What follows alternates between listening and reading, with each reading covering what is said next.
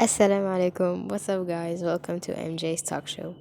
Welcome to part 2 of the video. Here in this part, we will be talking about the actual comparison between our two female protagonists. So, I won't take too much in the intro and let's get straight into it. So, as promised, here we are comparing the female characters.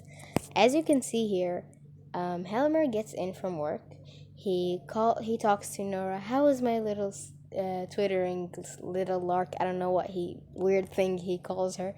How is my little squirrel? Oh my God, you're so cute. You're this, you're that, and she's very happy. She's completely blinded by his sweet talking and his baby talking, and it's really really weird once you actually read it.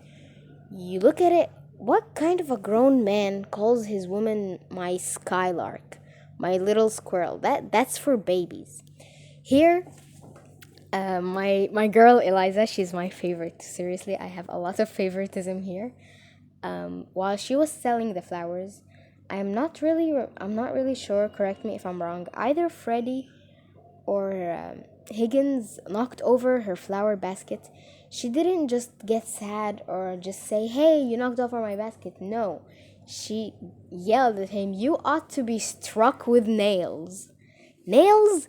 Damn, girl, what kind of nails? I mean, the amount of courage that a lower class girl just yells at a higher class man like that, it takes a lot of courage. So you can clearly see here, Eliza, yes, she doesn't know language. She's a lower class. She's peasant. I would never call her a peasant. I love Eliza. But you would call her a peasant, but she is confident. Even before she understood anything, even before she even learned anything about etiquette, she knows she's human. She's a woman and she deserves respect. So when he knocked over her basket, she yelled at him furiously, "You knocked over my basket. You ought to be struck with nails." Like, yes, girl, yes. So here I wanted to pinpoint something. Both the women characters in both novels both lost their dad. There is a different case. For the first case, Nora did lose her dad. He had passed away from being very ill. She doesn't have a father. However, Eliza, she lost her father figure, basically. Father was a drunk, he was a dustman. He wasn't really a good father figure for her. That's why she lives on the streets and he doesn't take care of her. She doesn't live with him. He lives with her stepmother, which she used to abuse her, I believe, and she was never really another mother to her, and her mother had passed away, obviously, and her father was never really there, so they both lost their father. But there is a little twist at the end. So here, after she had talked with Henry Higgins and Colonel Pickering at the Covent Garden, she went to his house the next day, and she told him that since you are so fancy and you know all about speech and linguistics, I've came here. I want to take lessons and I will pay for it. He obviously mocked her and said, "I don't want you. You're not good enough and whatever." But she stood her ground and told him, "No, I came here. I came all the way. You are good at your job, and I want to be a flower girl at a shop. I don't want to just sell flowers at the street. I want to open my own shop, and I need to speak well because I want to get customers and I need to have a better future. So I came here to you and I will pay for my lessons with my own money and you will teach me." Obviously, I had so much respect for her at this moment because how badly he treated her. He called her a creature and she was speaking out of the gutter. He called her the worst names possible. Honestly, if I were in her shoes, I don't care what kind of higher class he was. I would have gotten up and I would have bashed his head into the wall. I mean, seriously, what kind? Who? I'm not gonna say who raised him because his mother is a very good woman. When you learn about her more in the play, she's a really good woman. And I bet just his place and all his knowledge, he did. I don't think he even thanked his mother or thanked God for all the knowledge he received and how he can help people speak better and talk better. He just used it badly and He just always looks down on people in a very horrible way. I'm not gonna get much into it because I'm here to talk about the two characters. And as how disappointing it looks here, I held a little bit of grudge at Helmy here. I know it's like just for the sake of the dramatic effect and he's just playing around. But he had the urge here to take her ear, like pull her ear, and that just it made me cringe so hard because I don't like how he treats her as a baby. I'm just going to pinpoint here that Helmer here treats her horribly, and she just accepts it. She doesn't even try to fight back. She doesn't even say anything. Nora here is just pathetically weak to a point. It's really insane. I can't believe. I'm not sure what to say. She loves him very much. I know, I understand. But seriously, how on earth did she not look at one time he hadn't treated her like an old woman? I mean, she has 2 kids. Maybe 3, I'm not sure. But she's an old woman and he treats her like a baby. Come on now. It's not aesthetic. It's not giving, really. It is seriously not even giving. Point of comparison here, whenever Henry treats her badly or bad mouths her, she always talks back. He tells her you're out of the gutter or anything like that. She tells him, no, I'm not. My name is Eliza and I came here to learn and you are not to talk to me this way. She doesn't know anything. She doesn't know morals. She doesn't know etiquette. She doesn't know language. She knows nothing. But she knows boundaries. I came here to learn, and I will pay you money. Even if it's little money, you are not I'm not gonna say you should respect me. You must respect me. I came here to take lessons like any other customer he would have. And he still to the end of the play, he actually never treated her well. At the end of the play, he would order her around. I'll put that out in a few seconds. He would order her around and talk bad to her like she's a maid. She told Pickering how he was treating her very well and all of that. Even if she was a maid, he would have treated her nicely. But yet they didn't. They only looked at her like she was a project or a guinea pig experiment. Here before, Liza told Henry Higgins that she was here for business and she wanted lessons. When she came in, he didn't even stand up or anything. Pickering actually stood up, took off his hat, and he greeted her, hello, Mrs. Doolittle, which was very nice of him. However, Henry sat and he crossed his legs and looked at her disgustingly. And she was like, if you were a gentleman, you would put your legs down and tell me to sit down. And that is respect right here. On the other hand, with Nora and Helmer, I bet you that man doesn't even take off his shoes when he comes back from home. I mean, I have never seen him once in the play treat her with respect. Yes, he calls her nice names and all of that, but that's not respect. He was babying her all the time. He never really, I'm not sure how to explain it. He never really talked to her like they were at the same level. He always used to talk to her like she was a baby or she was like a little kid. She was a grown-up. As Dr. Rank, for example, he would always talk to her normally, like she's a normal grown woman. He would talk to her in politics. He would want to hear her opinion. That's why she was more comfortable around him. Dr. Rank here reminds me a little bit more of Colonel Pickering because they both treated the girls well and they were really nice to them. They treated them with respect. I will show that out in a few seconds. How Dr. Rank was talking to Nora, when he saw her eat macaroons, he would tell her, oh, I thought those were forbidden here. And while they were talking about Helmer and the money and everything, and Nora wanted to swear so bad, and she could, because Christine and only Dr. Rank were in the room, so she can be herself. Exactly how Pickering treats Eliza. He would call her Mrs. Doolittle. He would treat her with respect. He would take off his hat, stand up when she's here. He would speak to her softly. Rather than Higgins, who always yells and basically moves his hand out. I will never forget the scene while they were eating breakfast in the morning, and he would wipe his mouth on the sleeve of his shirt. which is so disgusting. Yes, it is gross, but the most important thing it pinpointed here, that he acts like a child, exactly like Torvald. They both were acting like children and they just needed to be babied and satisfied all the time, and Nora and Eliza here were always the victim. So, this exactly here is what I'm talking about. Nora could have never really talked this freely with Torvald. He never gave her the space, nor did her father. She said that at the end of the play when she was leaving, as I had explained before, she told Torvald while he was begging her to stay, and yeah, he deserves to beg her because she's amazing. She was an amazing wrong.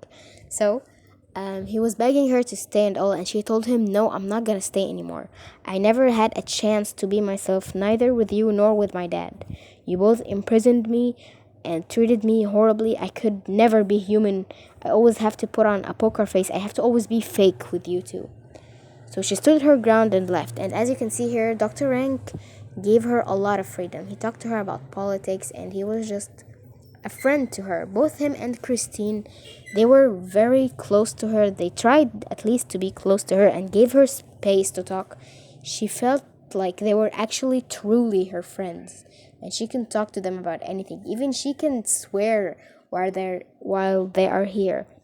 She had a bunch of space with them. She felt safe. She felt not judged. It was very, very sad to see that her, a woman that loves her husband that much, can never really have a moment to be with him. It's just very bad, and I put all the blame on Torvald. I will always put the blame on the man, honestly. So, a little context here. After the ambassador's party, both Henry Higgins and Pickering were both talking so proudly about how they did a great job. The party was so boring, and they didn't even mention once, that Eliza was a good listener and she did very, very well on her speech and everything, and no one suspected that she was just a flower girl from the street. They both just kept praising themselves. She was so upset, she was so angry, to the point where when Henry came to the room she was sitting in, she was obviously crying. He only said one thing: where where the hell are my slippers? She got up furiously and threw the slippers in his face. There are your slippers, Mr. Higgins. And they both kept fighting back and forth when she had decided she's not gonna stay there anymore, and she took her bags and things and left. Turns out she never really left. She went to Mrs. Higgins, his mother, and she explained to her every horrible thing they had did to her and how they treated her badly, and she was just an experiment and all the insults and everything. So after a while, when Mrs. Higgins had talked with Pickering, her father, also Doolittle, he was there, and Higgins, she kept talking with them and they had agreed. I will show that in a minute. When Mrs. Higgins was talking to Henry, when she told him that Eliza was actually upstairs this entire time and she never left, she told him to be nice. This shows that Henry is still, after all those fights, after all this time, he is still a child. He still needs to be directed and treated like a child, which is quite pathetic. So Eliza comes down. She greets Mrs. Higgins. She greets Henry, of course, and she greets Colonel Pickering in the nicest way possible. And Higgins was just boiling up with rage because Eliza was explaining how most of her learning, she learned more from Pickering than she had learned more from Higgins. She kept saying that what kept her going in the first place was when the first time when Pickering saw her, he called her Mrs. Doolittle. She told him that this exactly what made me kept going. It showed me that I have some self-respect and I deserve to be respected.